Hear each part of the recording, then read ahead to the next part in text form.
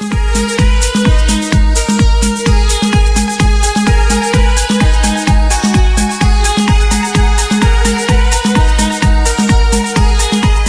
មស្វាគមន៍និងស្ដាប់ដំរុយឆ្នោតខ្មែរប្រចាំថ្ងៃ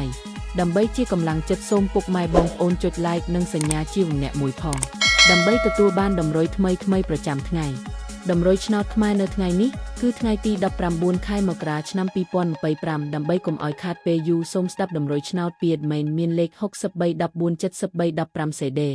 សម្រាប់លេខ OZ មាន2គ្រាប់គឺ OZ ខ្ទង់70និង20សម្រាប់3លេខគឺ admin មាន2គ្រាប់ផងដែរគឺមានលេខ223គុណ991គុណបើសិនជាពុកម៉ែបងប្អូនស្រឡាញ់និងពេញចិត្តលេខទាំងនេះពុកម៉ែបងប្អូនអាចយកលេខទាំងនេះទៅផ្សងសំណាងបានពុកម៉ែបងប្អូនអាចចូល link ខាងក្រោមដើម្បីមើលលទ្ធផលឆ្នោតក្នុងក្រុម Telegram បានដោយគ្រាន់តែចុច link ក្រោម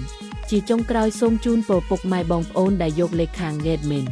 ទៅផ្សងសំណាងហេងយើងទាំងអស់គ្នាជូនពរពុកម៉ែបងប្អូនជួបតែសំណាងល្អនិងសុខភាពល្អសូមជម្រាបលាជួបគ្នានៅថ្ងៃស្អែកបន្តទៀត